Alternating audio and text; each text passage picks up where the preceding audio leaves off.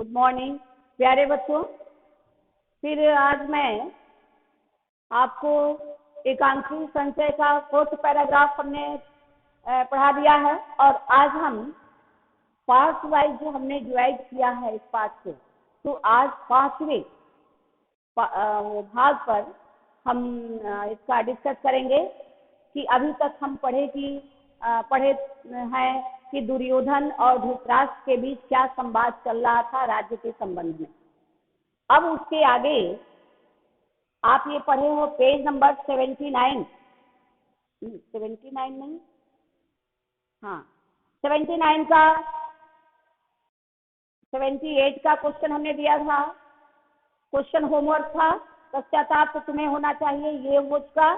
फिर मैं तुम्हारी आत्मप्रशंसा नहीं सुन सकता, ये भी हमने कल पढ़ा दिया था। फिर तभी तो कहता हूँ युधिष्ठिर की स्वार्थ ने तुम्हें अंधा बना दिया। ये हमने आपको होमवर्क दिया है, लेकिन फिर भी इसके बारे में हम बता देंगे। टेक्स्ट बुक अपना निकालेंगे,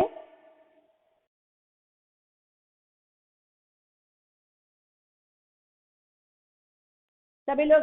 हाँ देखो, टेक्स्ट बुक निकालेंगे। कल तक आपने पढ़ा कि सभी तुम्हारे गुण से प्रभावित थे, सभी लोग कायर की भांति रक्तपात होने से डरते थे, इसलिए इस तथ्य को तुम्हारे सामने नहीं रखते थे, जो तुम चाहते थे वही कहते थे। ये दुर्योधन के अनुसार। तब युधिष्ठिर उस चीज को सुन रहे हैं तो कहते हैं कि दुर्योधन, गुरुजनों पर तुम व्यर्थ की कायरता का आरोप क्यों लगा रहे हो? यानी जो तुम्हारे गुरु हैं उनके ऊपर तुम उन्हें कायर बना रहे हो, ये कितना बड़ा अपराध कर रहे हो। यदि मेरे पक्ष में न्याय न होता तो कोई भी मुझको राज्य देने की मांग क्यों करता? यानी उन्होंने यह कहा कि यदि तुम कह रहे हो कि नहीं, ये लोग डर करके और डर के मारे कह रहे हैं कि रक्तपात होगा, तुम्हारे वीरता से डर रहे हैं इसलिए कह रहे हैं, तो ये बताओ कि ये लोग कहते, लेकिन कोई भी तो होता जो कहता कि नहीं, ये पांडवों का इस राज्य पर अधिकार नहीं है। तो ऐसा तो कोई ने भी नहीं कहा।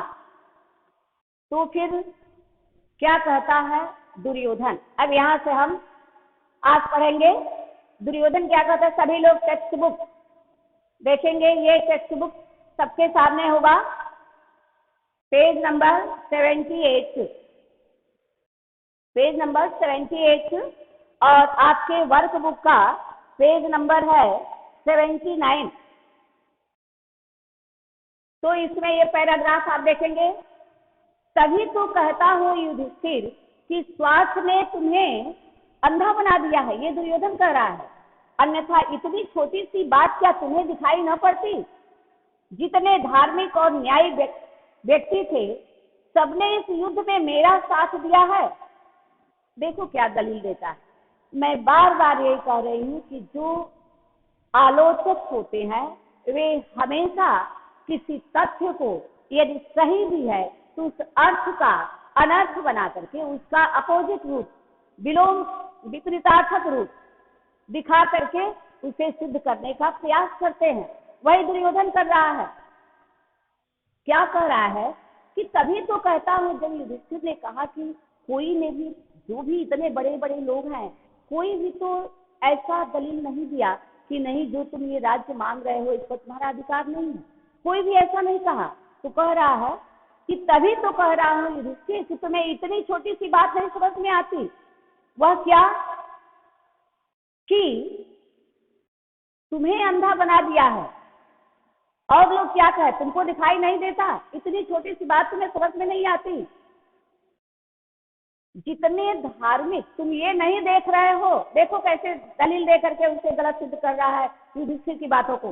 दुर्योधन क्या कह रहा है कि ये बताओ, जितने न्याय पर चलने वाले थे, जितने धर्म पर चलने वाले थे, अर्थात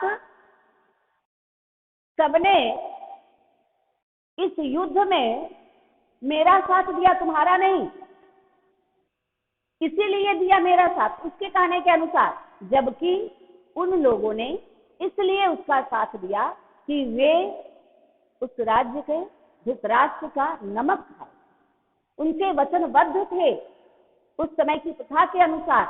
आज के युग में ऐसा नहीं है। आज तो कोई किसी से भी दिन प्रतिदिन बात बात में झूठ बोल देता है, बदल जाता है।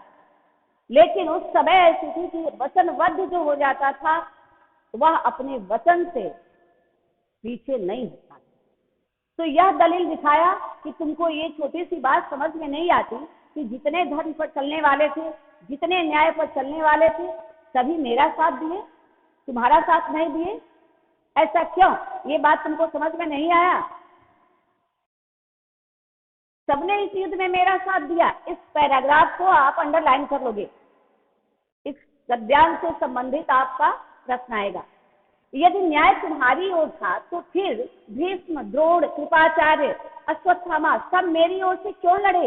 यह तर्क दे रहा है कि तुम कह रहे हो कि तुम न्याय पर चल रहे हो, कोई राज्य पर मेरा अधिकार है, ऐसा किसी ने नहीं कहा युधिष्ठिर के लिए।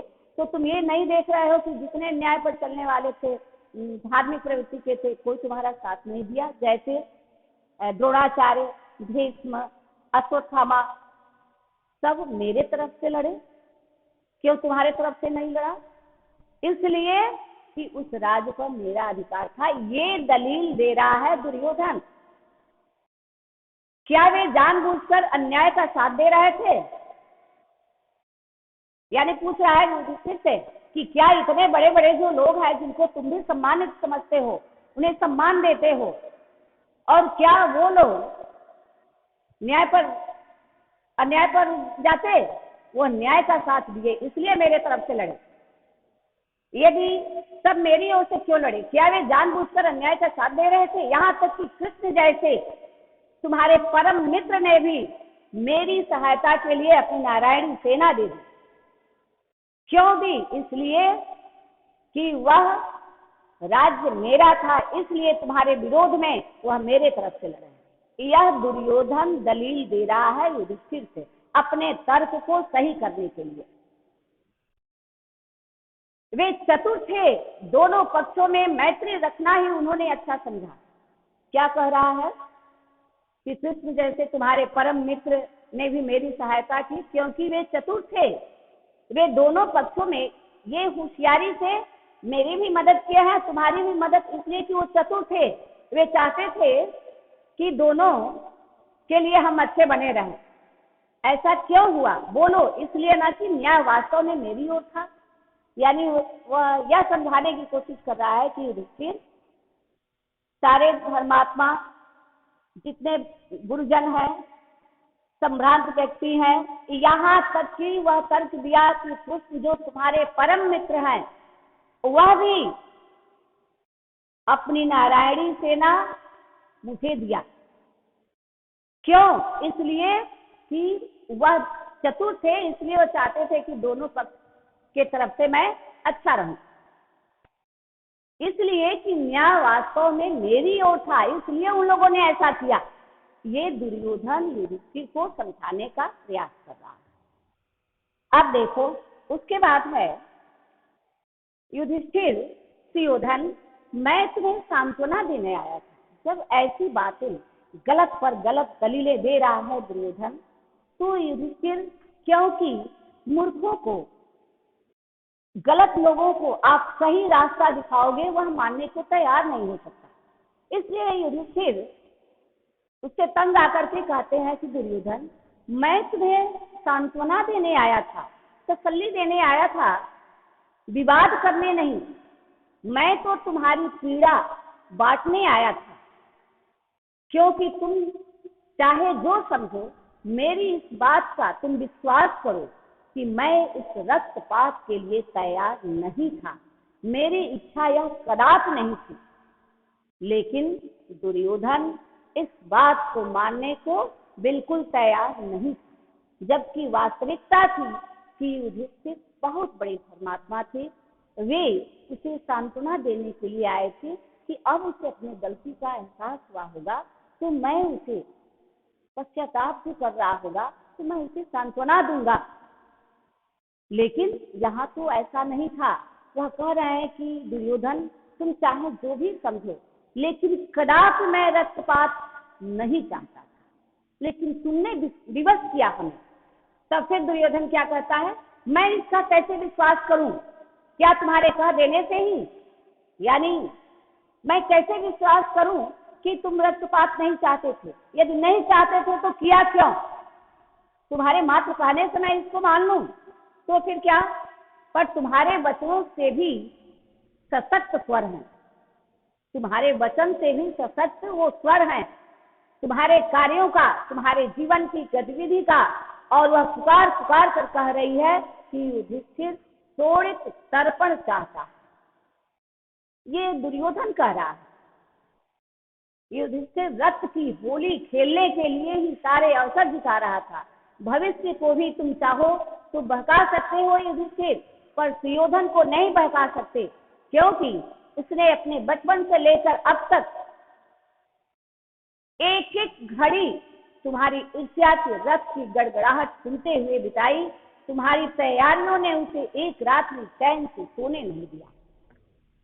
देखो ये क्या कह रहा है कि युधिष्ठिर, तुम चाहे जो कुछ भी कहो, लेकिन मैं बचपन से ही ईर्ष्या की आग में जलता रहा कि तुम यही चाहते, तुम्हारा लालच है, वह मेरा राज्य था, उस पर तुम्हारा अधिकार नहीं था, और तुम रक्तपात चाहते थे, तुम रक्त का तर्पण करना चाहते थे, तो तुमने किया, और मैं बचपन से लेकर आज तक इसमें तिल तिल करके जल रहा हूं, और तुम बचपन से ही तुम इसी तैयारियों में लगे रहे कि किस तरीके से दुर्योधन को परास्त करें, और मैं इसके विरोध में एक रात भी चैन से सो न सका, कारण कि वह जो चीज मेरी है वह मेरी है, वह तुम्हारी नहीं। लेकिन यह केवल दुर्योधन का मत था और किसी का नहीं। तब युधिष्ठिर क्या कहते हैं, सुयोधन, मुझे लगता है कि तुम अपना शुद्ध बुद्धि यानी अपना मानसिक संतुलन खो बैठे हो, तुम प्रलाप कर रहे हो, तुम विलाप कर रहे हो, इसलिए ऐसा कर रहे हो।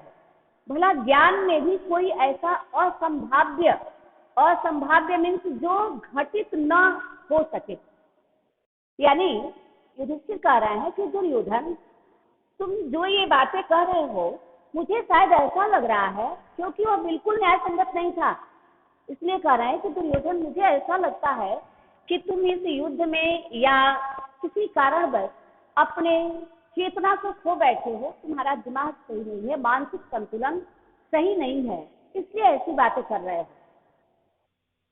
और असंभाव्य ऐसी घटना जो घटित ही ना हुई है, तुम्हारा ऐसा सोचना कि जो सोचने योग्य है ही नहीं, वैसी तुम बातें कर रहे हो, इसलिए सुनकर के मुझे लगता है कि शायद तुम अपना मानसिक संतुलन खो बैठे हो।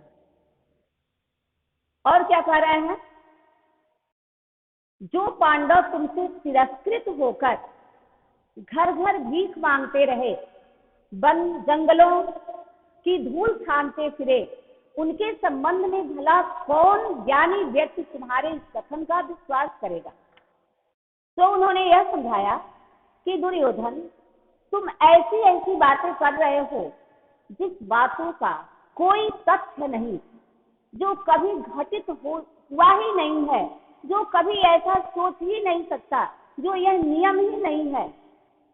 इससे तुम्हारी बातों को, इस प्रकार की तुम्हारी बातों को सुनकर के ऐसे लगता है कि तुम अपना मानसिक संतुलन खो बैठे हो, इसलिए ऐसी बातें कर रहे हो, नहीं तो तुम्हारे द्वारा ही तिरस्कृत, तुम्हें हमें राज्य से निष्कासित किए, जिसके कारण हम वन वन में भटकते फिरे, घर घर भिक्षाटन किया, और अपना जीवन यापन किस तरीके से किया ये तुम भी सोच सकते हो कि जिसके पास कुछ भी ना हो, अस्त्र शस्त्र वस्त्र घर धन दौलत कुछ भी ना हो, वह व्यक्ति कैसे जीवन यापन किया होगा, यह तुम सोच सकते हो, और यह मात्र तुम्हारे तिरस्कार का कारण था। भला कौन ज्ञानी व्यक्ति होगा जो तुम तथ्य दे रहे हो, जो तुम दलील दे रहे हो कि ये चीज होनी चाहिए, यह कौन ज्ञानी होगा जो इसको सच साबित करेगा। अब देखो, इसमें प्रश्न है कि गुरुजनों पर तुम व्यर्थ की सहायता का आरोप लगा रहे हो।